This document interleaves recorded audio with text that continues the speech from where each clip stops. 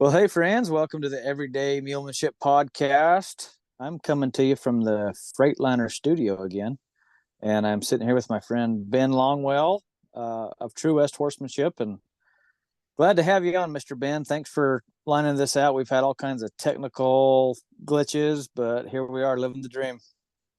Yeah, that's one way to put it. I appreciate the invite. I've been looking forward to catching up with you. Yeah, this will be good. So, um, Ben had me on his podcast. I don't know. I guess it was it last year, a couple years ago. I don't remember, but it was a good time talking to you, and I've had you on my mind since then. And since we've kind of collaborated together, we've done a virtual clinic, and I thought that was a good time. And anyways, I thought, man, I need to get this guy on the podcast and just get a chance to just shoot the bull with you and talk. And you have crazy interesting life, and you've been everywhere, man. So anyways, I guess to start off with, for any of my listeners that might not know you, why don't you just introduce yourself and your wife and your family, and tell us a little bit about what you do, and then I got all kinds of stuff I want to chat about. So we're probably going to bounce all over in this episode, just because I got a lot of things that I want to ask you, that I think will be fun to talk about. So introduce Sure, yourself, Ben. sure thing. Well, uh, yeah, my name's Ben Longwell, and my wife Natalie. I've got four young kids, ages between 12 and 5, three girls and a boy, and that's uh, keeps us pretty busy. But I grew up in Colorado and grew up working with cattle and horses, and always was looking for a way to kind of be around them or get things working in a way that sort of was efficient and safe. And I wouldn't have been able to put words to it, but I guess I was looking for ways to get those critters thinking what I'd like them to be thinking, and doing those things through more thoughtful response rather than reactive self-preservation. And again, I would not have been able to put those words to it, but I guess that was kind of always something that I was interested in from a young age. And in a nutshell, like to say, Ty, I've been a little bit of everywhere. Natalie is actually from New Zealand, and uh, we lived first in Colorado and then Wyoming for a few years before we actually relocated to New Zealand, and that's where we actually started True West Horsemanship, was in 2011 down in the North Island of New Zealand. So it's been a whirlwind. We've worked down there and always had work back up here, and then relocated back here to the States about 18 months ago. And we were in Montana, and then now we're in Eastern Oregon. So between all that, we've worked horses in most of the Western states at one time or another, and on a number of different ranches, as well as having clinics around the place. And it's just been a huge adventure. I never would have imagined, growing up in a small town in Northwest Colorado, where horses would take me, and where God would take me. And we met in Hong Kong, actually. People always ask, did you meet here or there? And if we're in New Zealand, they say the same thing, did you meet here or there? And it's always funny because it's just a story that no one ever would guess. And so it's just been kind of one miracle and divine appointment right after the next, when it comes to those sorts of opportunities and the hard work that goes along with it. Heck yeah, man. One thing I really respect about you is your faith in God, and your Christian ways. I really appreciate that, and I too believe that we're kind of led to wherever God wants us to go. Man, we're going to end up there whether we want to or not, and it's not always what we think is planned. And yeah, your life is, you've bounced all over. I can't remember whose podcast I was listening to, but I was listening to somebody else's podcast, and I heard that story about you meeting Natalie in Hong Kong. I was like, because I had the same thing. Like, hey, I wonder if they met in the U.S. or down in New Zealand. And yeah, that's crazy, Hong Kong. So, what were you guys doing over there? I mean, I know the story, but I kind of want to share that a little bit. What were you guys doing over there? Because I think that's pretty Yeah. cool too. Well, we were actually part of an international team that was meeting in Hong Kong, and sort of the organization was based out of Hong Kong because of the religious freedom that's there. But we were supporting the underground church in China with Bibles and other teaching materials that they don't have access to. So smuggling is one word that you could use to describe what we were doing. And that was exciting. And we had some adventures there. Um, and I won't go into any more detail as far as, the nitty gritty of places and people, but essentially, there's not religious freedom in China as much as they want to make us in the West believe that there is. And so we did multiple trips back and forth between Hong Kong and various places in China. It was Natalie's third week and her last week of her time there. And my brother and I we'd actually had done it before. So it was our first week there, back doing it again.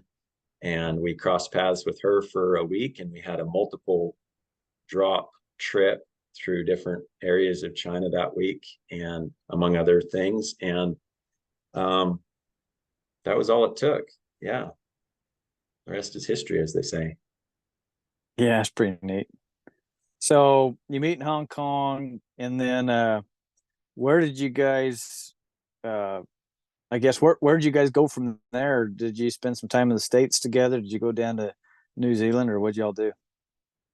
So yeah, we ended up getting married about 8 months later. We actually got married in New Zealand, but we planned to live here in the States, and just bought a house in my hometown. And I was starting colts for a local trainer there. Pretty good opportunity for a young guy. I had some experience, and I had done I guess what you could call an apprenticeship with a quarter horse breeder in Grand Junction, Colorado. And he had really turned the light on for me in terms of horsemanship and better colt starting methods, and just revolutionized really my life, basically, because of the exposure that I had there and the experience. And so then, yeah, we were based in my hometown for almost a year and starting colts there. It was a pretty sweet deal, actually, I thought, because this older trainer, he would coach on me a little bit. He helped me learn some more stuff as I went along. But for the most part, I was riding horses, and he took care of the clients, and he picked pins, and he fed them all, and he did everything except start the colts. And so I thought that was a pretty sweet deal. Of Yeah, course, looking back on it, of course, that only delayed me learning some of the skills that I was actually going to end up needing, but I didn't think of it at that time. And so then we kind of got itchy feet a little bit, I guess is the way you could put it, is we were looking for an opportunity to expand our horizons a little bit, gain some more experience and stuff. And so we ended up putting together some resumes and sending them out. We wanted to work on a place that was a working cattle ranch, but also took on guests. And we wanted that experience of working with people and educating people. And to be honest, probably also a little bit of the idea of a bit more of a structured time schedule, rather than where a lot of working cowboys end up working, daylight to dark, 7 days a week, that kind of a thing. Right from the beginning, if I was single, I don't know that I would have minded as much. I did that plenty on my own as a day worker, before I was married. But being married, I didn't want to be, married to my job.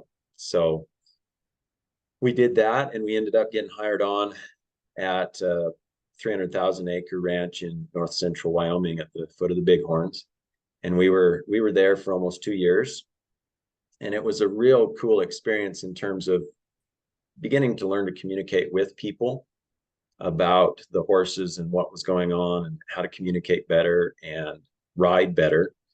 And then also just to gain more experience on a big outfit and working the cattle and sharpening up. Really, what started the sharpening up of my roping skills and stuff like that was some of the first horseback roping that I had done. So I got kind of a late start on that deal. And again, I was starting a few colts and started teaching a few clinics there and stuff like that. So it was sort of dipping my toes in the water, so to speak, with what's become my life's work ever since. And it was a pretty cool deal. It was neat country and pretty good folks to work with, and of course getting to meet people from all over the world. That's pretty awesome. You talking about your roping and calling it a late start. I think it's just right because I roped all the time, when I was a kid. But not in any educational sense, like learning how to rope. I just roped stuff. We just roped things. My brother was a big time team roper. He roped in high school and did all the team ropings and the jackpots and whatever. And so we roped, but I didn't ever learn anything good, and then it wasn't until later on that I actually, thought, what, I'd like to up my averages here and I'd like to get a little bit better. And then I learned that, holy cow, I don't know anything, I never liked geometry, and it turns out if you want to rope, you better learn some geometry and learn some angles and That's true. figure out where that rope's going to go after it leaves your hand. And, I just didn't think about any of that crap. So yeah, I have a lot of bad habits to fix up. That being said, I'd still rather throw, 100 misses to catch that one. It's still a good time throwing. What Absolutely. was it's kind of like the fishing saying, roping's always good. It's just sometimes the catching sucks. Yeah, yeah, that's right. Yeah, There's yeah, something but about that when you're practicing. It's just addictive once you start catching something and getting it all put together. You might miss another 100 times, but it's just like, man, I gotta do that again. yeah. Well, then it gets fun because you start thinking about, okay, well, I caught that one, and then one turns to five, and five turns to 10, and 10 turns to more, and you caught that one, and what did you do that made it work? And Yeah. that's the stuff that is really fun for me, and really that's the fun with the horsemanship too, and I'm sure you enjoy that as well. It's like, okay, well, this worked pretty good here with this colt or with this horse or for me this mule, whatever. And why did that work? How can I repeat that? And that's something I try to teach my students is, okay, what you do isn't as important as can you repeat what you do. If it's a one-time fling, and it just works once, that's not really that valuable. But if we can repeat this and if we can make this whatever work every time, okay, now we're onto something. And that's where the experimenting gets pretty fun. And I like that. And yeah, roping, yeah, that brings up a lot of thoughts on learning, and I want to go before we get too much further down that rabbit hole, my friend. I want to go back for a second and talk about your time in Grand Junction. And I guess can you say that fella's name? Do you mind telling who that is? Yeah, By no, it was at Eagle View Quarter Horses, Mike Ross, right there on. west of Grand Junction near a little place called Loma. And he was actually the brother to my local pastor up in Craig, where I grew up. They were brothers. And so that was kind of the connection that I had there. And I mean, honestly, he gave me a heck of a chance. I didn't know what I didn't know. I'd grown up around horses, and I'd started a colt by myself, a few years before that. And, I had some experience and I knew some stuff, but I had no idea what I didn't know. And he really gave me a chance and really poured a lot into me in that time frame. And like I said, it did change my life. Yeah, those people are important in our lives. I think it's when you get a chance like that to be around some good horsemen or a good horseman, that can really make a big difference. I think Yeah. people like that come along, and I love digging into people's stories because it's kind of one person after another that leads us to where we are. Yeah. And and that's pretty neat, you know. And you know, it's interesting. You know, you grew up not that far from me, relatively speaking. I mean, Yeah. you know, I mean, it's really not that far. You know, talking about Loma and Grand Junction and up to Craig, you know, that ain't that far from me, you know. Um, so, so what was different about this fella, um, from what you had learned growing up, or how you rode growing up, or what you did? What was some things that really, I guess, changed your outlook on this whole deal? What was different? I guess, a lot of what I had been taught was just to get the job done one way or the other. And of course, this mindset, it might not have ever been put into words, but you have this mindset that um, you got to make the horse do these things, or you got to, that they're fighting you. They're always fighting you on these things, or the cattle the same way. It's just this. It's a battle. You know, and like I say, they might not say those words, but that's the mindset that it's approached with. And so there's this confrontation that is part of the process. And I don't know, I'm not very good at confrontation a lot of times. I am a peacemaker. I like peace, and I like harmony. I like understanding, and I like communication, real good communication. And so when he started showing me and teaching me how to communicate with these colts and to set things up for them to understand and learn, and I mean, the lights just started going on, just crazy. I just ate it up. I couldn't believe what was happening, and what was going on and what we were getting done. I'll never forget, about the first week I was there, one of his good friends, who's since become a friend of mine, is Grant Gallagher from Diamond Cross Ranch up there near Jackson Hole. I don't know if you've heard of Grant, but he does some amazing work, and he spent a lot of time with Tom and Ray. And we had been given a stallion, pretty high dollar paint stallion from over around Denver, had just been given to Mike like the week before I got there or something. Or no, maybe I was even there when he got unloaded, but you couldn't get near him. Like, he'd almost killed a person or something. And you'd walk by the pen and he would lunge over that pen with his teeth bared, like he would try to get a hold of you. And Grant came down to help Mike, and we were going to try to rehabilitate this stallion. It was like the last chance for this guy before he got sent to the dog food factory. And I'll never forget seeing Grant walk into that pen, that round pen, with nothing more than a flag and this stallion who was planning on killing him. And I wasn't even on the edge of my seat. I was like, what is going to happen now? And, I just couldn't believe how he got that horse moving and working, and hooking onto him and reading him. And I don't remember how long it took or what all went on. I wish I had a better memory of those sessions, but I can still remember Grant kneeling down on his knees with his back to this stallion. Further on through part of that process, after he got some things going, he just literally, and he said, this posture and what I'm saying to this horse right now is that I'm vulnerable and I trust him. And that this vulnerability and trust needs to go two ways. Like, it's gonna go both ways, And it was just like, I couldn't believe it. I'd never seen anything like that before.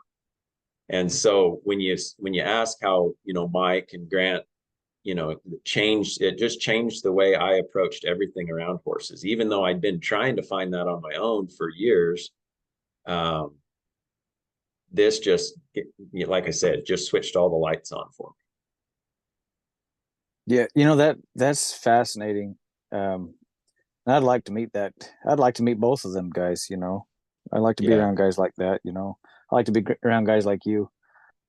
Uh, that reminds me of a dog we had that you've been around mules, and they can definitely be a little bit more aggressive towards dogs. You know, Yeah. and it's definitely a thing. Yeah, they'll probably chase a dog out of the pasture, or a coyote, or a fox. They'll probably chase it out. Um, but we had this dog that when she was just a pup, she got kicked in the face and broke her jaw and knocked her teeth out, half her teeth out one side, and so her tongue would kind of hang out. Anyways, I looked out in the pasture one morning and I see this dog laying out there, and I think, oh, dang it, she must have been out there and the mules must have stomped her.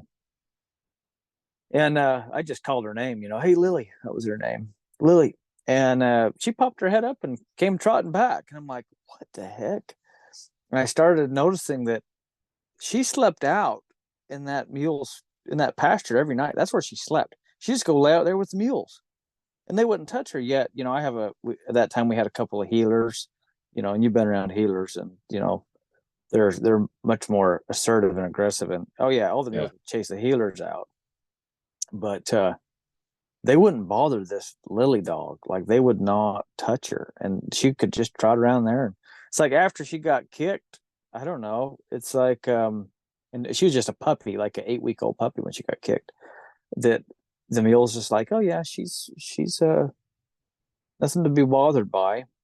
I'm watching her. I'm like, what does she do that's different from those other dogs? This is how I am. I'm always thinking like that. Well, what's so different about her?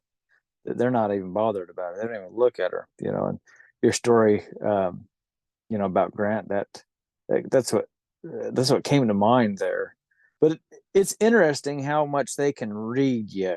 It fascinates me, and when we're doing these clinics, and you see the same things I do. I was just doing a clinic in Pennsylvania last week, and there was one participant there.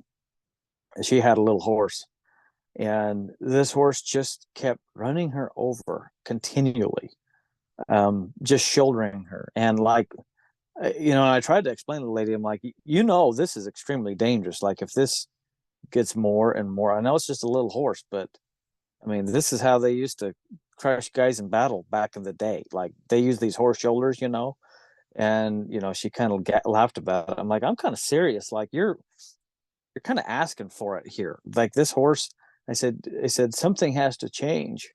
Your presence around this horse has to change, because if your presence stays the same like this, you're just a doormat, and that horse just kind of knew it could move around. And I tell folks, like, when they buy a new mule or buy a new horse, that they want to get used to it for a month or two. I'm like, they're used to you in about 5 minutes. They know everything about you. They've read the book you didn't even know you've written in 5 minutes. They read. They need it probably faster than 5 minutes. You know, I just think it's amazing how well they can read you. And I don't have all the answers. I don't know all the ways that they could read us and what they're tuning into. I'm learning more and more, but that's pretty interesting to me. Do you? What's your thoughts on that? What comes to your mind when we're talking about that kind of stuff, Ben? Well, one of the first things that comes to my mind is, body language, for lack of a better term. And of course, that's a really commonly used term. And I think sometimes, well, I know a lot of times folks don't always define that very well. And I always define it for people so that we can quantify what we're talking about. And I just use the terms position, life or energy, and space. And I always go into those and define them and show people what I mean by that. But in essence, whether you're aware of it or not, you're still using those things. Your body's still there, and you're still doing things or not doing things. And many times, like you say, as that horse gets a feel of you, there's a lot of things that he begins to recognize you don't mean anything by that. And there's a lot of that stuff that we,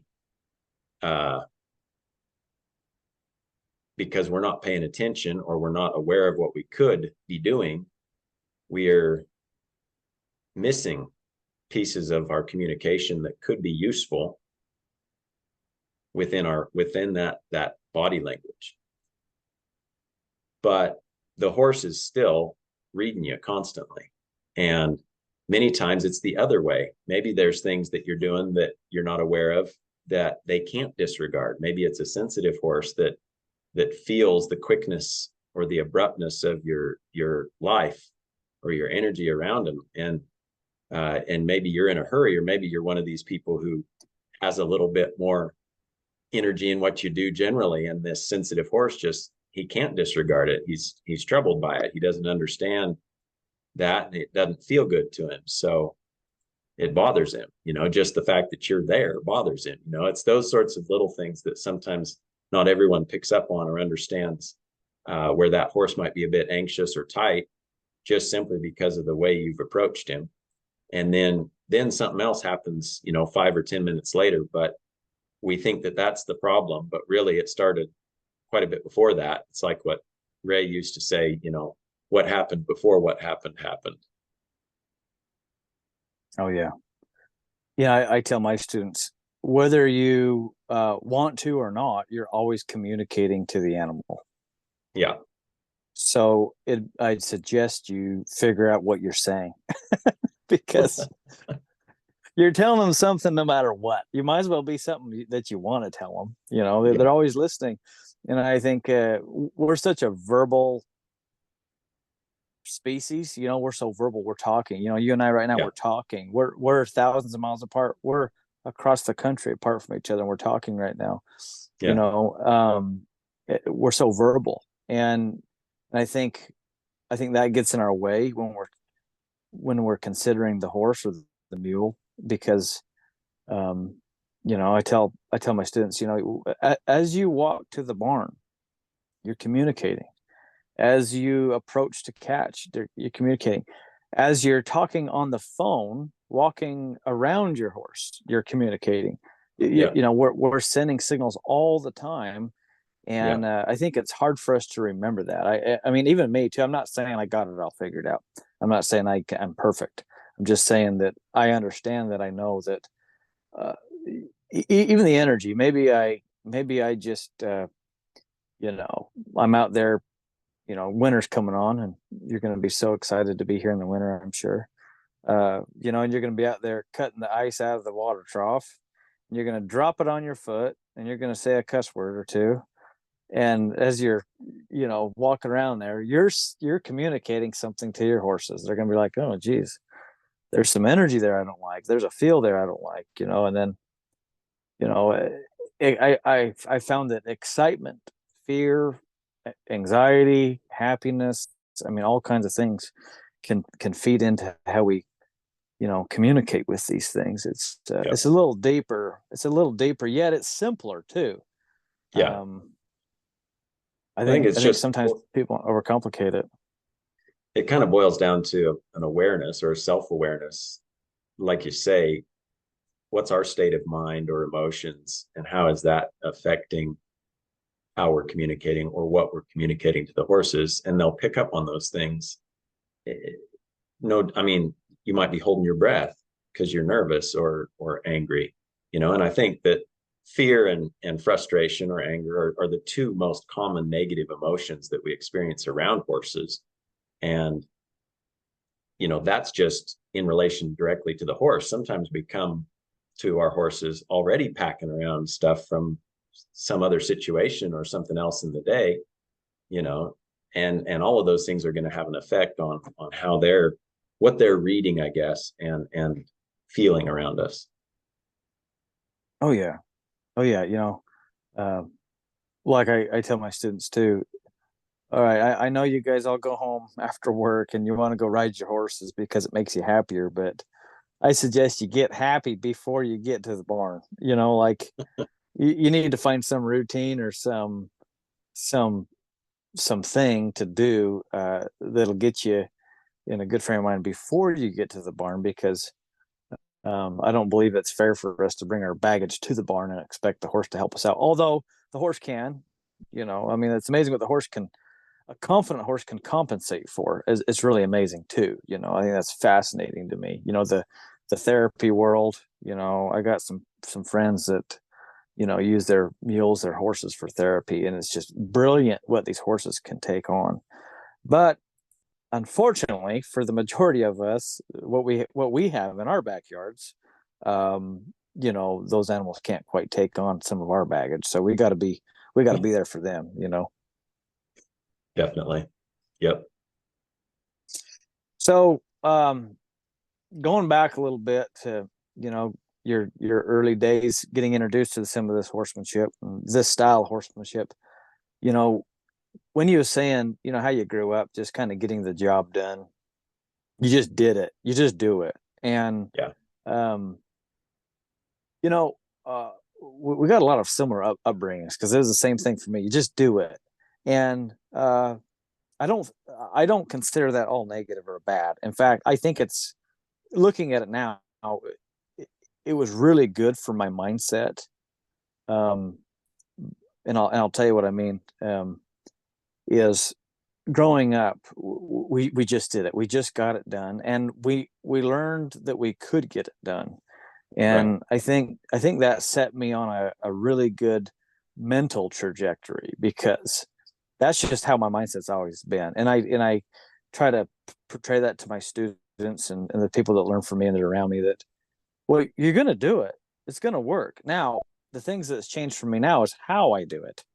Yeah. That's the big change. And I think you and I had some similar moments growing up, that when we were introduced to this different style of horsemanship, it was actually, to me, how I describe it, Ben, it was like common sense. You're like, Yeah. oh, that's the way. Okay. And it Yeah. seemed to fit into place better than what we were doing before. And Yeah. one thing that I hear a ton in the equine world, horses, mules alike, is, you know, you'll hear this from the good old boys, well, you can't let them win. And then these days I say, win what? We're not competing. Exactly. Yeah. Like, Exactly.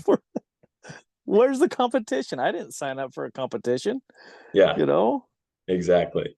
Yeah, that's goes back to what I was saying before about, the mindset of there always being a confrontation or a battle.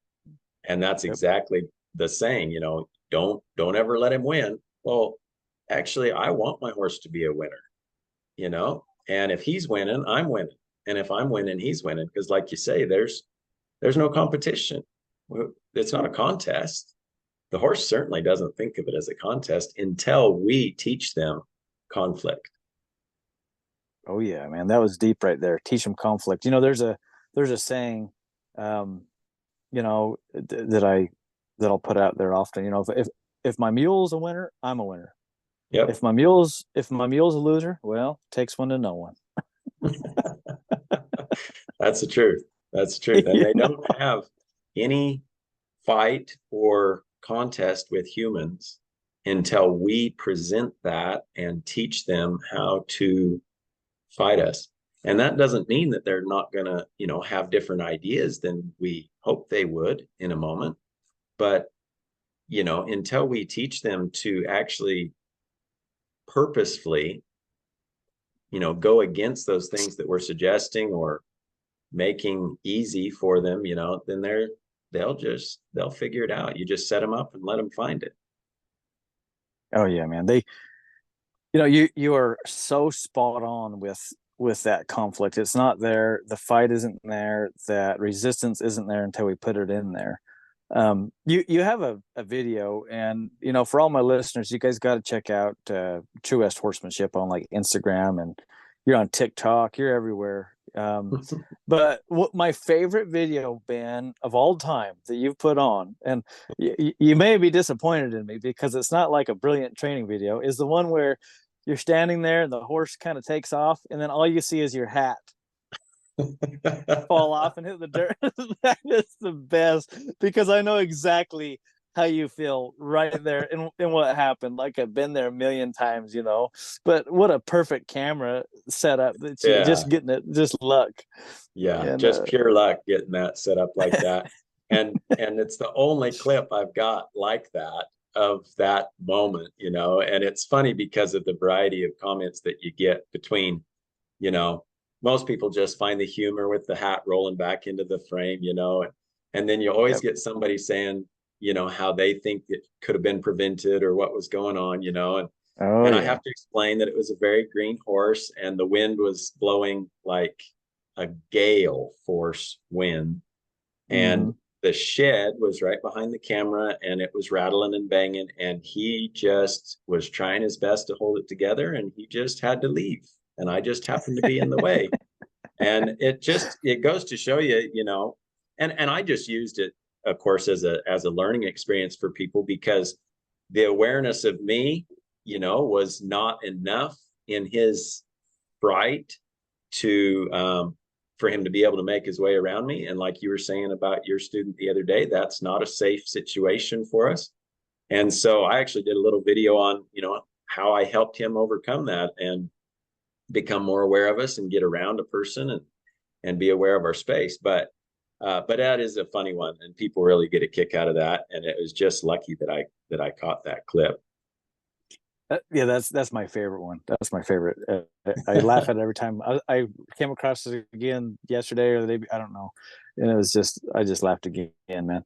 But it reminds me of why I bring that video up is a common thing that we run into in our foundation classes. That's our groundwork class is horses and mules that bolt on the ground. Okay, Mm-hmm.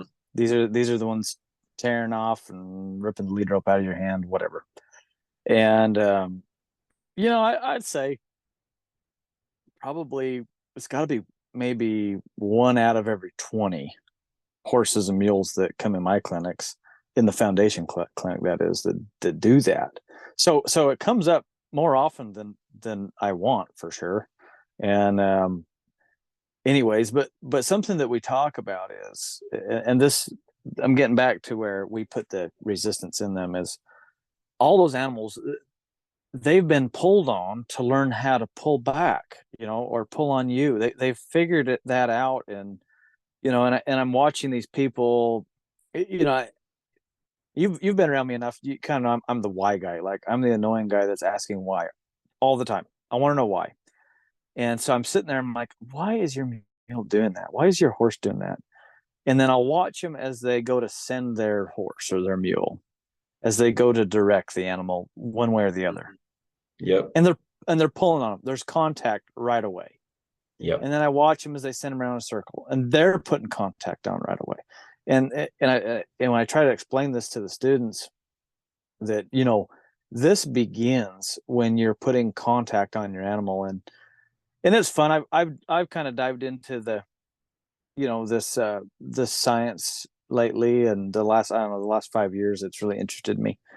But learning that when you put contact on a horse or a mule, when you pull on them like their lead rope, for example, it changes their uh, their neuro makeup. That right there, the chemicals in their brain shift and change to start reacting to that pressure.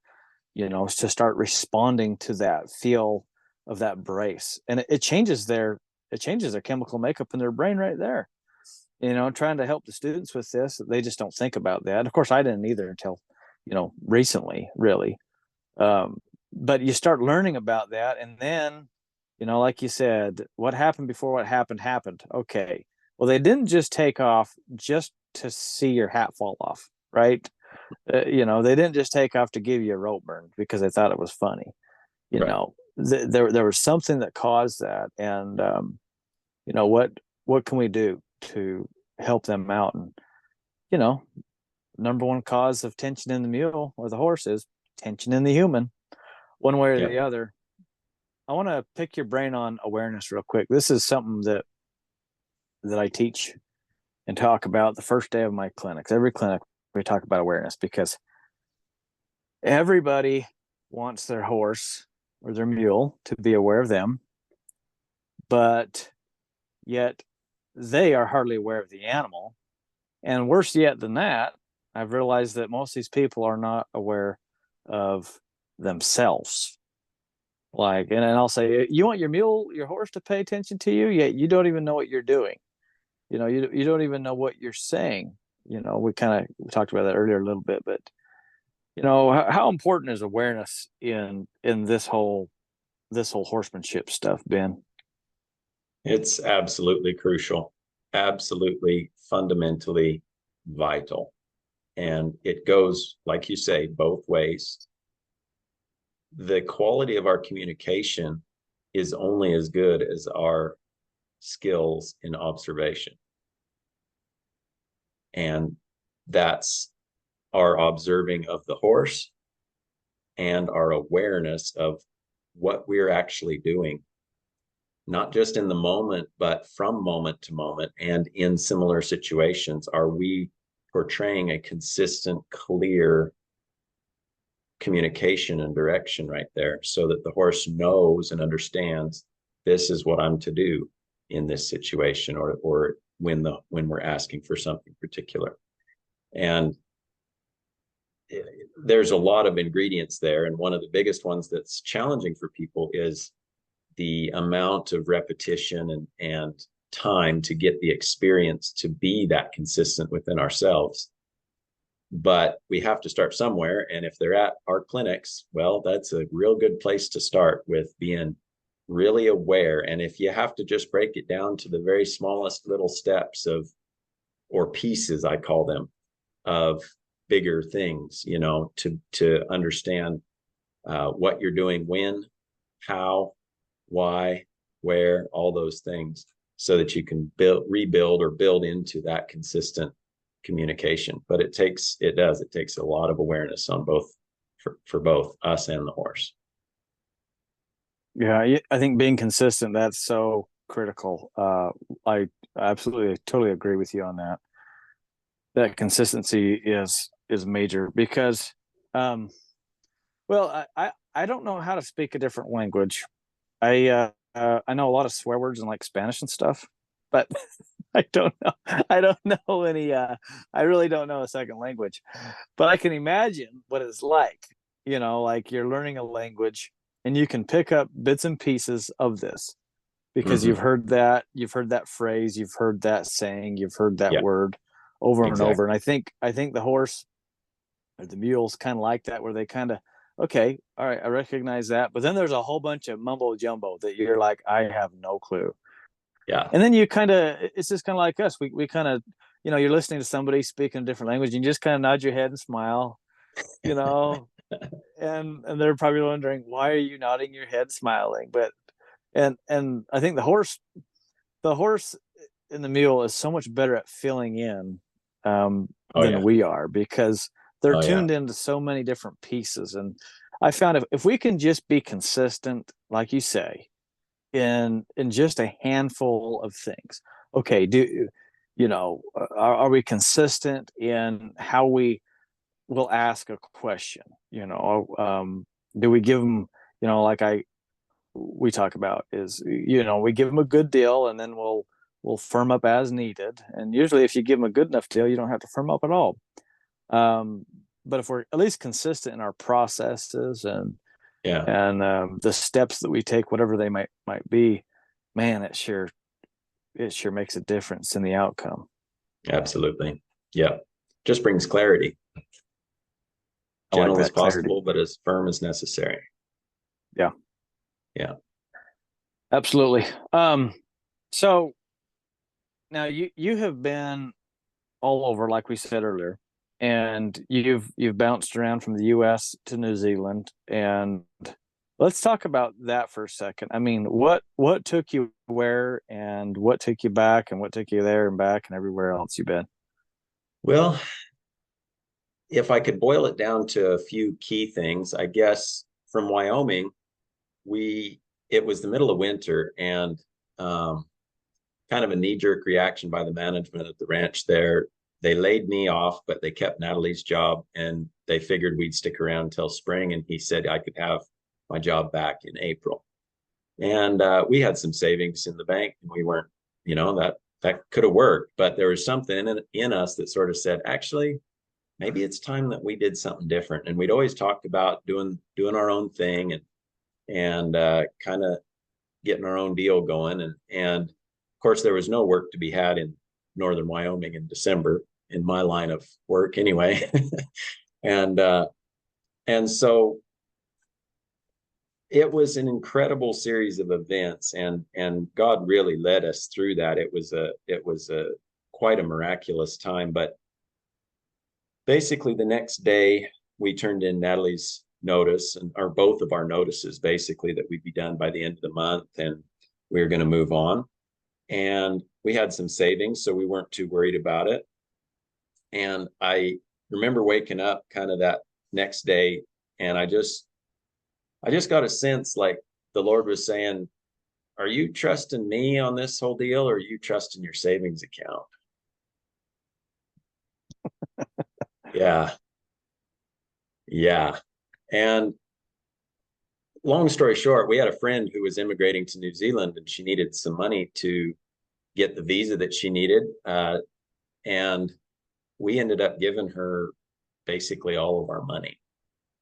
Uh, it was kind of an act of faith and obedience, and we gave away our money. And the next day we found out we were pregnant with Colt, our firstborn. So Oh boy. in the space of 5 days, we were going to be out of a job. We did not have any savings, and we're pregnant, and we don't know where we're headed after the 3 weeks. So it was an adventure, I'll tell you.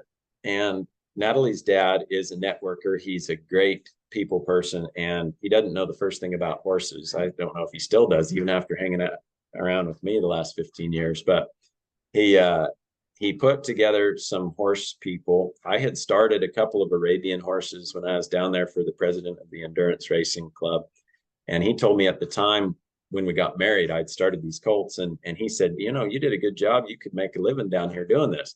And it kind of went in one ear and out the other. I never thought about it because we were going to live in the States. And so my father-in-law was friends with him, and there was a real estate agent that he was in touch with who had horses. And needless to say, in about 2 days, he had work lined up for me down there, and there was no work around Wyoming. And I thought, well, maybe we head down there and we can have our baby down there. The medical situation's a little more clear cut down there than it is here, and Natalie was more comfortable with that. So we just decided to start making plans for moving down there. And I mean, it's just incredible, Ty. The story is amazing, and I know I don't know how much time we have here, but essentially we had some property that we'd bought there locally in Wyoming, and we'd only had it about 3 or 4 months. It had been on the market 2 years before we got it.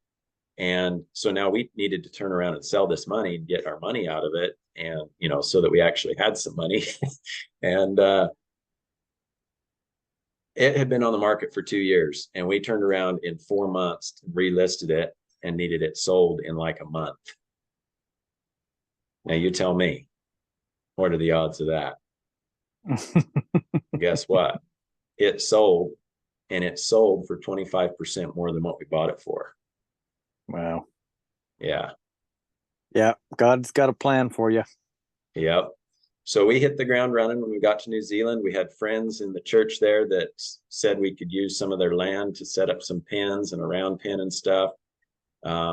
Needless to say, a bunch of miracles, but we hit the ground running. We were ready to go in about 6 weeks. We were in with the first 3 or 4 clients' horses there to start, and never looked back. We were part of the first National Horse Expo there in New Zealand that year. And you talk about getting thrown in the deep end, because I had done maybe 3 clinics of my own up to that point. And it was just a whirlwind, and it was blessed, but it was a lot of work, and it was also a lot of stepping out of our comfort zone, and very steep learning curve. And so we just continued to grow from there. We started to have some clinics around the North Island, and then eventually into the South Island. We started putting together our ranch tours, where we bring groups of Kiwis back over to the States to experience life over here, and take a 10-day tour and put them to work on a working cattle ranch, and show them around, the local town, and the best tack stores, the best barbecue, and those sorts of experiences. It was just bucket list kind of deals for those folks, and it was a lot of fun for us. Paid our way back to see my family, and after about 5-6 years of trying to handle the cold, wet muddy winters, particularly in the North Island, I said, I'm not working horses in mud that's 2 feet deep anymore. And so we started finding work over here while it was summer here and winter down there. We'd start colts for big ranches for a few years. We did that, and that kind of gave us more time over here, time with my family and stuff like that. But we did a lot of different stuff. We had a unique design of rope halter that we introduced into New Zealand, and we produced those and had those for sale a lot. We imported gear from here in the States and provided particularly, hackamores and ranch ropes and stuff like that for the vaquero stuff.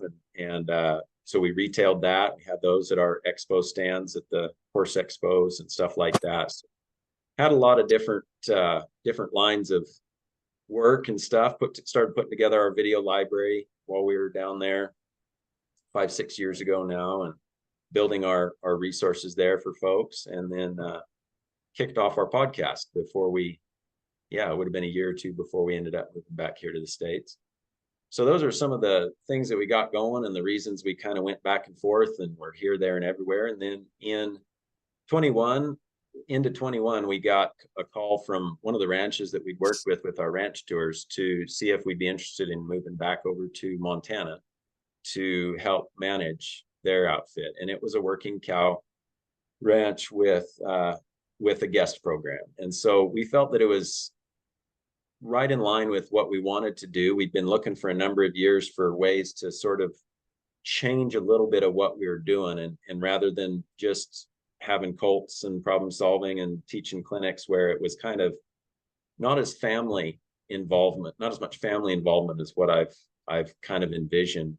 And we were looking for a way to get back onto a ranch and do more cow work and maybe have the kids and Natalie a little more involved. And we felt this was a really good fit. We thought we knew the people and the way the outfit worked since we'd been there so many times. And long story short, it didn't work out that way. And it wasn't a very good situation. And so we hit the road. We turned our notice in after we got the cows down off the mountain. We let them know and had some work over the winter, a few clinics here and there, and spent a lot of time with family that we hadn't been able to see while we were all locked up in COVID jail for 2.5 years down in New Zealand. And interestingly, kind of another journey of faith. 6 months from almost a year ago to about the end of March or early April this year, didn't know kind of where we were going to land or what it was going to look like. We were looking through at a lot of different opportunities, meeting a lot of different people. But in a nutshell, we had a number of clinics planned and we had hit the road. We were still in the Montana, Idaho, Wyoming region, and we were planning on getting down to some warmer climates.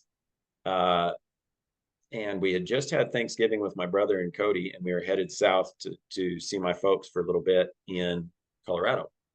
And we actually ended up jackknifing our truck and trailer, fifth wheel camper in central Wyoming on black ice in high winds. And that was scary, and that kind of it made us take a pause for a few days, I can tell you that. And I just decided right there, to sort of pivot, and we changed our minds on some of the clinics. We had some that we were planning in California in January, and they weren't feeling very good, and it just was the wrong time of year. And regardless of how many followers you have on Instagram, that doesn't mean you can get the word out to the right people, so they weren't feeling very good. And I just felt that's what we should do. And within about a week or two, I really felt Natalie and I both sort of thought it was an opportunity for me to attend a school that I had been interested in called Ranching for Profit. And it's an incredible school that helps ranchers really operate as businesses, to understand the economics and finances, the people and the management there, and then the land and the ecology, better grazing practices. And I can't say enough good about it. But because we had that wreck and we canceled those clinics, I was able to get in last minute to a school in January that was in Cheyenne. And it was through that network that we connected with the ranchers that brought us out to here to Pendleton, Oregon, where we moved in April. And so it says in Romans, all things work together for good. And a lot of people like to quote that verse, but it says, for the good of those who love God and are called according to his purpose. So there's a little caveat there, of course. But essentially, that's an example of that. And I tried to keep that brief because there's a lot in there. There's a lot more details in there. But essentially, that's how we've ended up here in Eastern Oregon. And what we're working on doing, Ty, is in changing the direction of what we're doing. Whoops, sorry about that. I hit the wrong button. You're good. Little less cult starting and not as many clinics. And then the type of clinics that we want to do more of is to be based on ranches or somewhere where we can do more trail riding, problem solving, those sorts of things. And particularly our ranch-based opportunities. We want folks to be able to gain practical experience working with cattle and even being a part of the operations as they're going on, if that's possible. And as you know, that is easier said than done with the logistics of everything that goes on with that, not only from the students' side, but also from the ranch side. So we did our first one of those that I would truly call what we're saying is our ranch horsemanship adventures last month. And we're here locally, and it was just incredible. It really, really went well, and we're super excited about that. And we've got a number of ranches, Montana, Colorado, New Mexico. There's one in Nevada, although it's very remote. We'll have to see if we can get people to come out that far. But I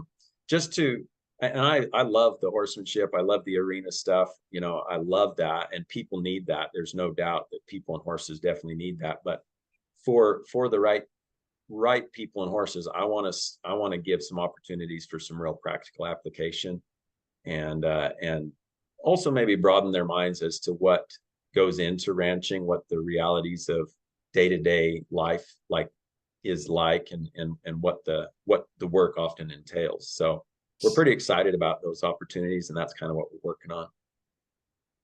Hey, I think that's great. I saw your posts. You're calling it horsemanship through stockmanship. Is that correct? Yeah, that's kind of my hashtag that I use. Yeah, and I've done a stockmanship clinics or cattle working clinics, and that's kind of what I call them. And so that's sort of part of what we'll be doing and what we're aiming to do with these ranch adventures. Is using the cows, using the stockmanship, and better understanding of low stress stockmanship to improve our horsemanship and to bring purpose for the horse as well as the person in what we're working on. You know, we were talking earlier about the changes in, when you were in Grand Junction and such, and around them guys, and holy cow, talk about a change when you start looking at the stockmanship part of stuff, and with those eyes, when you approach stockmanship with horsemanship eyes, or for other people vice versa. Yeah. Holy cow, because if we think the horsemanship world is behind, if the horse world and the mule world is behind, the cattle world and the stock world is ages behind, because there's a lot of stuff. And it was interesting, even a personal change in me. Growing up, I helped. We always helped with brandings, and here in Utah, there's a lot of small cow outfits.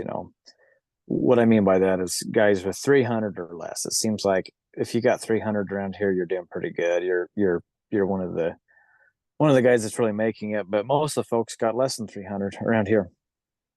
And being around all kinds of different people, all kinds of different, ideas. Yeah. You just think, well, you just got to hurry up and get it done. And honestly, I did not enjoy being around cattle. Well, I was one of them guys that'd be like, these stupid cows, and one of my mentors is Martin Black, and and Yeah, he always says, whenever he hears somebody say "stupid cow," that's a sign that the cow is pulling one over on you. yeah, It's getting you, it's getting ahead of you somehow. You're not working things out, and um, for sure. And I've kind of learned, since then, that whenever somebody says something is dumb or stupid or that's dumb, I don't, who needs that? Who needs to do this? It's usually because they're not very good at right. Or they don't know anything about it. yeah, yeah, or they don't know. And I look back, I'm like, hey, that was me growing up with cattle. I was around cattle, kind of like roping my whole life, but I didn't see it through those eyes until way later on. And now I enjoy working with cattle. I got a lot of Oh friends yeah, now that I get invited to do a lot of day work when I'm home. I swear, a lot of people, they look at my schedule and they know exactly what day I'm going to be home.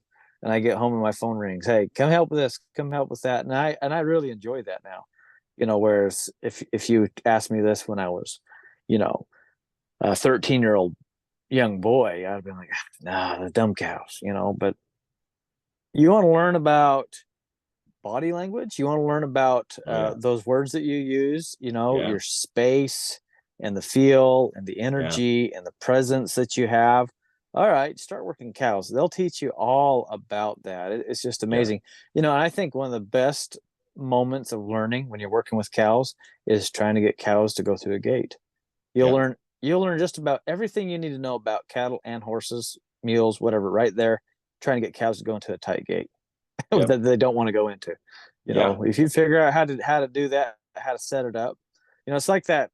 I call it the granddaddy of them all principles of horsemanship is make the right thing easy, wrong thing difficult. You yeah, know, yep, and that applies so much to the stockmanship as well. And absolutely. they really make you get it right. Because Yeah, if you're not making it easy for those cows, they will let you know. And they'll find and something else to do. exactly, whether it's jumping over that fence right there, or pushing through there, or going in that brush that you don't want to go into, or whatever, they Yep. will find something else to do. Absolutely.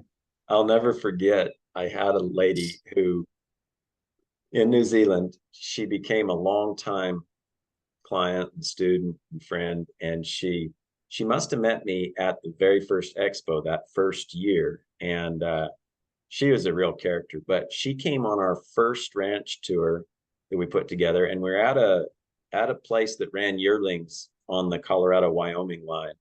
And I'll never forget, we were moving this bunch, and there was about 350 or 400 head of yearlings, and we brought them through this gate, and this gate was positioned, we were on the outside of a corner, and this gate was on the corner, and we were out in the open, and it was just one of those stupid gates that are just not positioned well to have cows find them. And this cow had been the last one to come up. I can't remember where, if we'd found her off by herself or what was going on, but she didn't know where that gate was. And Debbie, this lady of mine, that um, she was always in a hurry. She enjoyed riding fast, shall we say.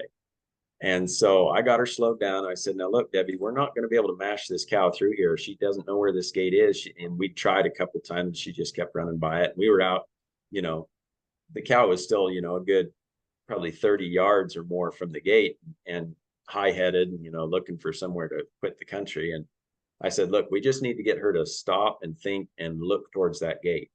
And so every time she'd turn towards us, we'd block her. And I was just coaching Debbie along. And every time she'd sort of head the wrong direction, we'd stop her and block her. And then as soon as she'd head towards the right direction, we would just ease off and let her go. And she still hadn't seen the gate. And she was moving along, and she drifted in the right direction. And I always call it, terms I use to help people think about it is that game that we used to play called hotter and colder, when you're trying to help somebody find something, or same thing when you're trying to get a horse to open a gate, or be in a certain position. If they're cold, then there's pressure somewhere. If they're getting hotter or warmer, there needs to be less pressure. They got to know they're getting hotter. And it was the same thing with that cow. And pretty soon, I don't know, she must have still been 10 or 15 yards away. And she just looked up and I said, right there, she saw the gate. Just let her think right there. And she just picked up and walked through the gate without us doing a single thing more. Debbie couldn't believe it. And I'll remember it was probably 3 years later that Debbie came to a cattle working clinic that I had in the North Island. And we were playing around doing some different stuff in an arena with some cows. And I had Debbie sort one out, and she was boxing it back and forth and just causing some movement, causing it to stop, and just practicing communicating to this cow through communicating accurately with her horse. And I said, now, Debbie, see if you can get that cow to go out and sniff that cow pie. And there's, a dried cow pie out there ways from her. And she just laughed. She thought I was joking. I said, no, you go tell that cow to go sniff that cow pie. Go tell her to put her head down and sniff that cow pie. She didn't think she could do it. And literally in less than 5 minutes, that cow put her head down and sniffed that cow pie. And it was just through setting it up, and really just, like you say, make the right thing easy and the wrong thing difficult. And I knew when she got close enough, she'd put her head down and sniff it. So yeah. But I learned a lot of those things from Martin Black as well. I picked up quite a bit riding with him a couple of 3 times, and he helped me look at stockmanship differently as well since then. Oh yeah, Martin is he is the best stockman I've ever been around. I mean, that guy is just so dialed in. He can read cows better than anybody I've been around. It's really amazing. But yeah, one thing I notice a lot with the cattle especially, and then I make the parable of it with their horses, is so one of the games that we play in our cow working clinics is we'll put 2 cones out there, kind of like a goalie, kind of like a gate or whatever you want to call it.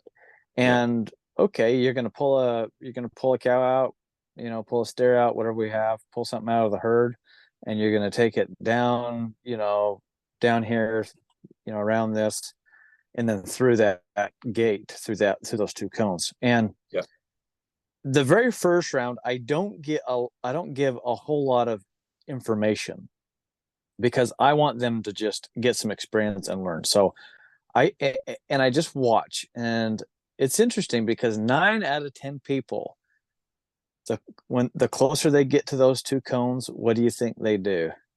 Pressure. They want to just smash them through, right? Like, okay, we're almost there, boys. Just give it a smack and make sure we get it in, And it's the same thing you see with trailer loading. It's the same thing you see with crossing water. Okay. Oh, there looks like they're gonna go. Hurry up, give them a kick, and so them cattle, they're a great teaching tool for teaching horsemanship because when people realize it, you're like, okay, you got that cow was almost right there, and the closer it got, what you did was put more pressure on it, and now it doesn't want anything to do with that. When actually the closer it gets, the less I do. I just go away, just leave them alone. And it's amazing, and they're great teaching tools. So I think that's pretty amazing what you're doing there. And I hope folks see how valuable that teaching moment with you is, being able to go out there and really apply this stuff and use it. There's a lot of guys like me, and I mean, there's all of us that we teach in the arena a lot of times because that's where we can teach. It would be really hard to be able to go all over the country like I do and teach application every week just because of the scenario. So a lot of the stuff we're doing is in the arena, and we're working and doing stuff. And so when you get the opportunity like you have to go out there, work on a ranch, do a job and see it in play, I think that's so cool. That's awesome, man. Yeah, I think that there's a real need for it. And there's always going to be the need for the arena and that safe place to simulate and to practice theory. That is vital and so important.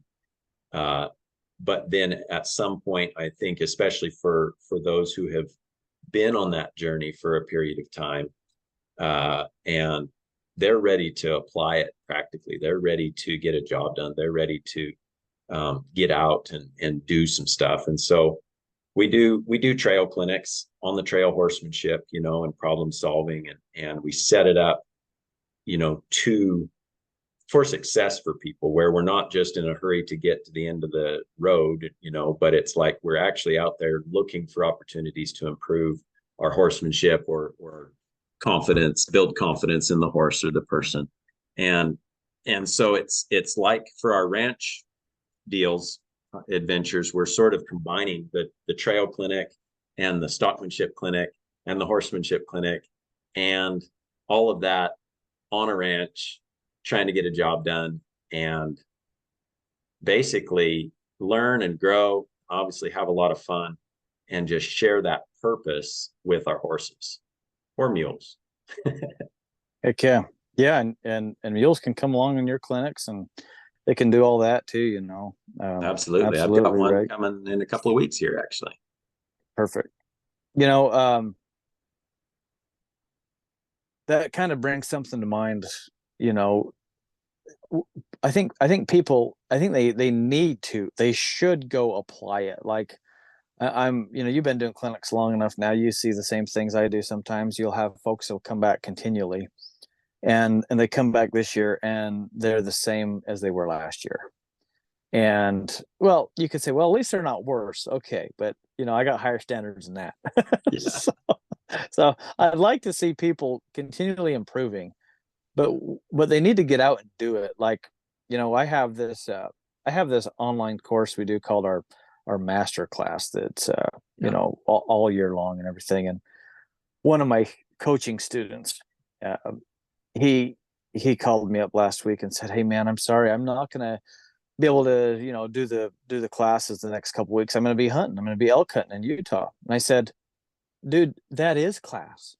Like, that's why we've been working all year long, is so that you can go hunt and go do it. Like, go do the real thing. This is what you wanted your mule so handy, is so that you can go. You said you wanted to ride in the mountains. You want to ride rough country. You want to have a good handle. You want to be safe. You want to pack. You get that elk and you want to pack it out.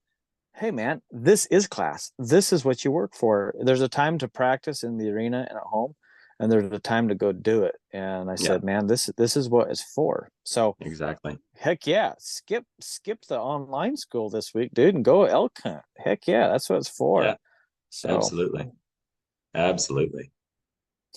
Sometimes and I never like to dog on any horsemen or teachers out there. Yeah, I'm the But same. I will say this. Sometimes it seems like there's a lot of folks out there. It reminds me of there's a little a Facebook meme that I saw, and it showed some medical students. They're sitting in class, and the professor's up there, and he wrote on the board that a patient cured is a customer lost. And that's what he wrote on the board in medical school. Okay. So yeah, for real. But sometimes I feel like there's folks that are like that in horsemanship too. That's like, well, if I give them all the secrets, then I won't be able to, they won't come to my clinics. They won't continue learning. And for me, it's like, well, there's always going to be continued learning. We're always going to, I'm going to know more next year than I do this year. I promise you that. And in 5 years from now, I'm going to know way more than I do now. But I want to see my students succeed and be better and do better. And I try to tell them, hey, you know what? The farther you get in your horsemanship, your mulemanship journey, the farther I can get too. If you come to class next week and you're ready to rock and roll, and we can play and do some more, hey, we're stepping it up. There's more to be done here. Exactly. And I think what you're doing with this whole program is doing just that. You're stepping up the game, and I hope it's just appreciated by your students, because I think it's really cool. I think you're doing a great thing. I appreciate that, Ty. Really do. So I got 2 more questions for you, and I better let you go. You probably got something to ride, and it's almost dark here. So this is interesting to me. Where would you like to see horsemanship in the world 5, 10, whatever years from now, the future? What would you like this future of horsemanship to look like for your kids coming up? And I think that's an important question. And while you're thinking about it, I'll just say a couple of things. And I kind of just mentioned it. If we're the same 5 years from now, 10 years from now, we're not learning, we're not getting better. And I feel like you and I are, I'd like to believe you and I are doing a really good thing in this world, trying to make the world a better place for horses and mules and for people, but that's a question that often bounces around in my head, Ben, is, what is this going to look like? What do I want it to look like for my kids? Because I already see, both your kids and my kids, they're getting a different upbringing of horsemanship than you and I did. For sure. Yeah, So, for sure. Well, I think the first thing that comes to mind is more widespread acceptance of the basic tenets of good horsemanship throughout every discipline, and throughout the world. And of course, we're seeing that more and more and more, even in the last 10 years. You see a lot more people practicing it in show jumping or dressage or endurance or different ones. But just to see that it becomes more and more common in really as the way that you should work with horses is with understanding these good horsemanship principles. And I always tell people, if you look up the hashtag horsemanship on Instagram, you will find that has been used with literally anything and everything that you can do with horses, and that it has nothing to do with what I call horsemanship. It's simply that they've got they're doing something with a horse, so let's hashtag horsemanship. Well, nah, no. And so I would love to see it continue to spread around the world and throughout the disciplines. And then right on the heels of that, I think kind of on the flip side, actually, is that I hope that it remains rooted in practicality. And I feel like there's two aspects where I think sometimes we lose the practicality or we lose the meaning or the purpose. And that is, sometimes in the show world, we end up with horses that are very specialized and they lose their versatility. They lose the ability to be whatever, ridden outside or go and do something else besides that one event.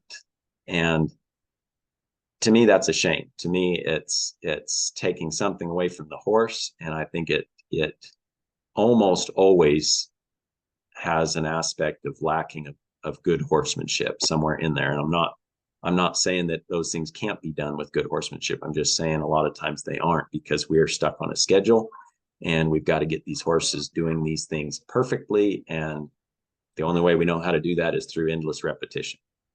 And so we end up doing too much of some good things, probably. The other aspect that sometimes starts to lose practicality is where people are just going off a little bit of the deep end, I think, with the spirituality of the whole experience, or the the energy of this, or how the horse is feeling about that. And it's like, for some folks, it's maybe it's an excuse. They're scared to do more. They don't know how to do things differently. Other times it's just, I guess it's everywhere, and it's all throughout our world now, kind of the new age thinking. And you just, to me, getting out of touch with physical reality and then applying this spiritual, to me, a false spiritual reality to what we're doing. I just, to me, I like to think that good horsemanship is applicable practically, that it means something in the natural world to get a job done or to accomplish some purpose. And hopefully it's a purpose that the horse can participate in. hey, I like that, man. I like that a lot. Yeah, practicality, be able to go do something. And that kind of goes back to what we was talking about with the type of clinics you're doing, what you're working Yep, on. I mean, let's go do exactly. something with it. And do something with it for, a lot of people might mean just enjoying a ride in their backyard.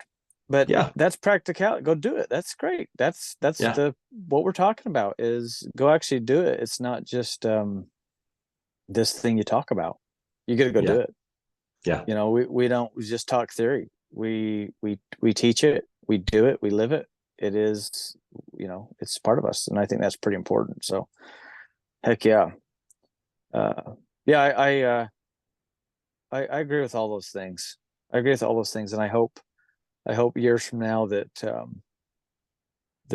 like what you're saying, that okay, when we're talking about building a feel, and we're talking about these connection things, it's not just some weird, oh, I say weird, probably wrong word, but something out there that is Yeah. unachievable. No, feel is everywhere around us. The feel that, how you approach your animal, and Yeah. noticing that, you notice that as you walk out to your mule, your horse, that they're bothered, or feel is like you said to that cow going through the gate. Hey, the cow sees it, back off, let it Yeah. find it, let it go through. That's the feel we're talking about.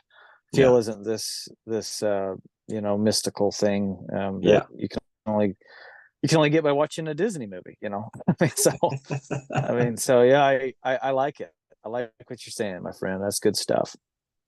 Um, the last question I got for you, and this is something I ask all my guests at the end of my show, is if you had one piece of advice to give somebody going down this road of life, and it could be horsemanship advice, life advice, I mean, whatever. But if you had one piece of advice to give somebody going down this road, what would you tell That's a great question. And you even gave me a heads up on that last week. them? Yeah, You that's the only know, one I give you heads up on. My yeah, instructions to Ben is I say, hey, you want to do the podcast? He says yes. I say, okay, when? And I say the only thing I do is I ask this one question at the end. That's the only heads up I give you. yep, yep. So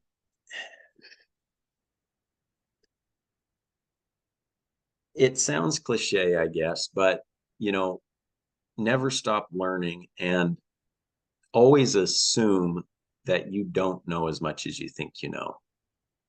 Mm. And I tried to explain this to a young lady who wanted to come work for me a number of years ago. And we always start with a trial period, so we make sure it's a good fit, particularly, more so for our long-term apprentices than short-term students. But um, she was knowledgeable. She had some good experience. She was still young. I think she's about 19, and she definitely had some good experience and a good handle on some good theory. There's no doubt. The problem with that was it came with enough ego that it was hard for me to say anything that she felt like she didn't already know. And and I told her, I said, looking back in my own experience, I did exactly the same thing because I'd grown up with horses. And then I had that apprenticeship and I had that experience with Mike and Grant. And then I was starting colts on my own. And by the time I was up in Wyoming, I'd started, oh, I don't know, I'd probably started 40 or 50 colts. I kind of knew what was going on, right? Well, I thought I did. And there's no doubt I had some good experience and I had a good handle on some theory. But when I was in Wyoming, I had the opportunity to be around an older guy that was a pretty good horseman and had some knowledge and some stuff that he could have imparted to me. But because I wanted to make sure that he knew that I knew some things, then I forgot to let him know there were times when he was saying things that I didn't know and that he was imparting knowledge to me. And if you'd asked me at that time, I would have said, oh, of course I'm teachable. I know there's things I need to learn, but I was not coming across that way to him. And he let me know about it one day. Well, he let me know about it in a more straightforward kind of way than I let this young lady know, because she got the idea that I wasn't going to hire her because she knew too much. And that was not the case.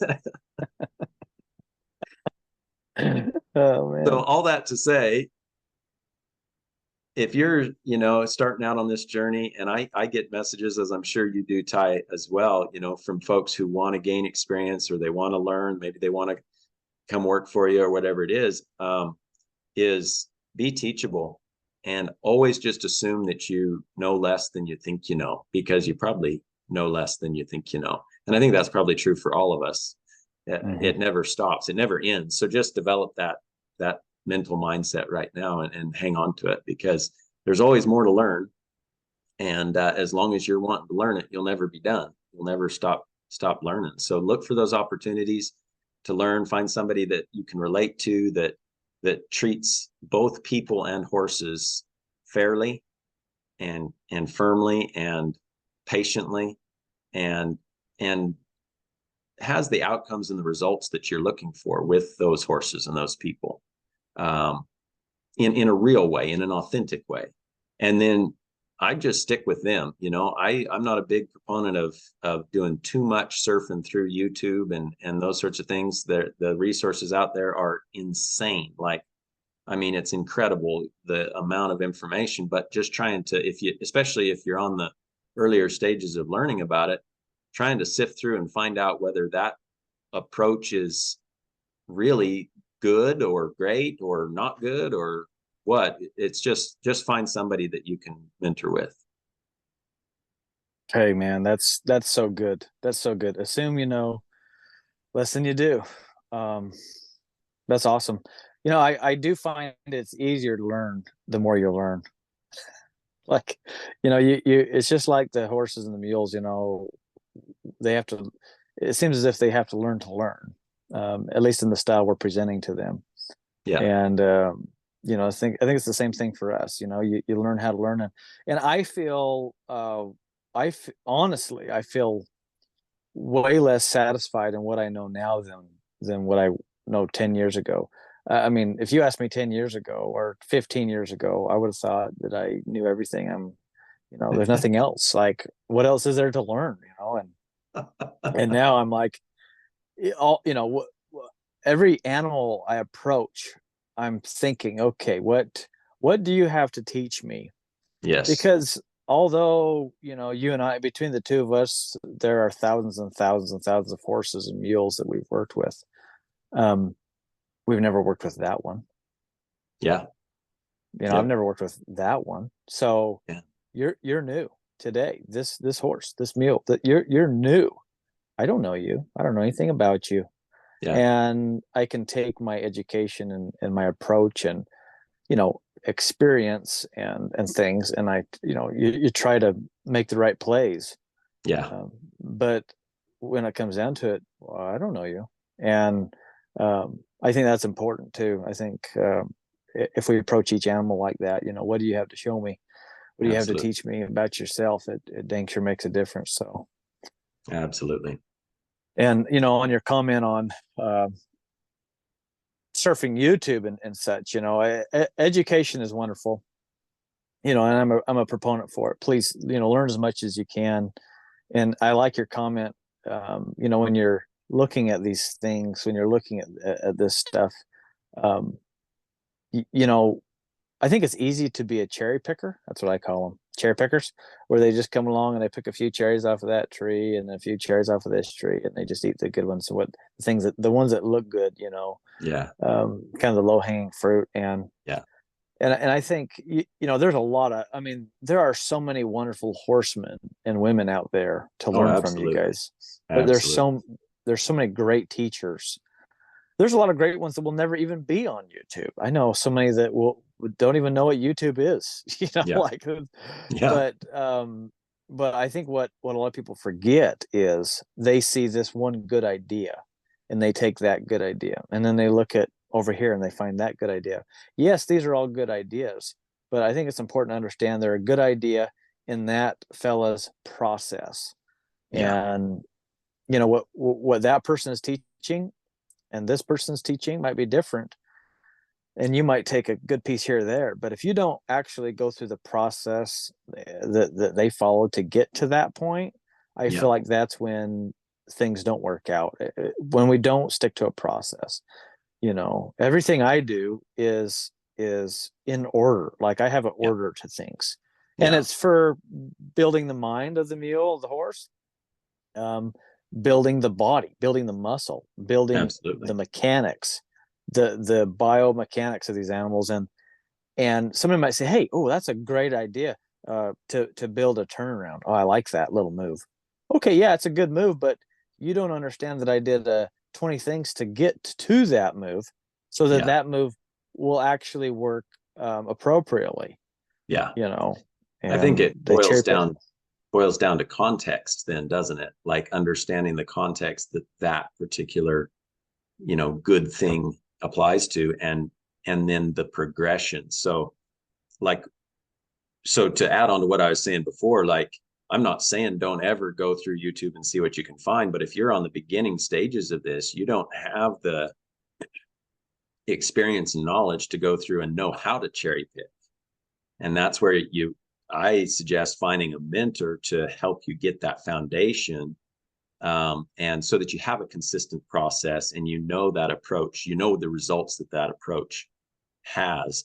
And then the more experience you gain, the more you can cherry pick, the more you can go through and say, I like that. And I understand where it fits, both in the context of that situation and that particular horse, as well as the overall idea of wherever it fits with horses and the progression of where you're going with that. Because otherwise, like you say, many times folks jump on a particular thing or approach or technique, like, okay, turnaround. Yeah, let's do that. And then if you just camp there, you're going to break something. You're going to, overdo a good thing. And it happens. And this is a whole nother subject for another day, but it happens so much where folks will come to a clinic or they'll jump on YouTube, and some of the most common maneuvers, maybe even on the ground, that are taught, like a hindquarter yield, like this is where you start. This is really important, and maybe even they say why, which is always good. So many people I run into are familiar with that maneuver, but they can't tell me why it's important, why it's good, what are you doing, what's the point, and so on. And so then they take that good thing and they just drive it into the ground, and then it's detrimental, then it's done too much. And like I said, that's a whole nother subject for another day. But that cherry picking, there's a time and place for it when you have the knowledge to say, yeah, that's good, and I understand where it fits in a progression. I understand how it applies in the context of what this person is doing with that particular animal right in that moment. Yeah, that's a good word. You got all the good words, Ben. Context. I'm Got the gonna have vocabulary. you got the vocab. I like that. I'm gonna have you write my book for me, because you say it correctly. I say it in my Utah rural slang, and then you say one word. Oh, context. Oh, that's it. Yeah, that's great, man. You're awesome. Well, hey, buddy, it's been dang fun visiting with you, and I appreciate you coming on my show here and everything. My Will you pleasure. tell You bet. Will you tell my friends here where to find you? You're on Instagram, TikTok, all the social media stuff. Tell them about your website, about your Yep. podcast and your videos and all that business. Yep. Yeah, sure. TrueWestHorsemanship.com is our website. And of course, you can find everything there, including our online video library, which is a big resource and a wide range of videos that's constantly growing, similar to yours, Ty. And then we are on Facebook, Instagram, TikTok, and YouTube. True West Horsemanship. You can search and find us there. We appreciate anybody who wants to follow our adventures. And then our podcast is called Life in the Saddle, and you can find that on pretty much any platform that you listen to podcasts on. That's a great podcast. I've listened to all your episodes. It's awesome. Awesome. Heck We yeah, yeah. really enjoyed doing it. Yep, highly recommend it. Especially the one with that mule guy that you had on there. Oh man, he's good. He is good. All right, buddy. Well, I'll let you get back to riding some horses, and it's about dark here. I'm hanging out in Maryland right now, Sounds um, good. so we'll let you go, my friend. So you have a great day, and we'll see you down the road. Okay? Appreciate it, Ty. Thank you so much. You bet.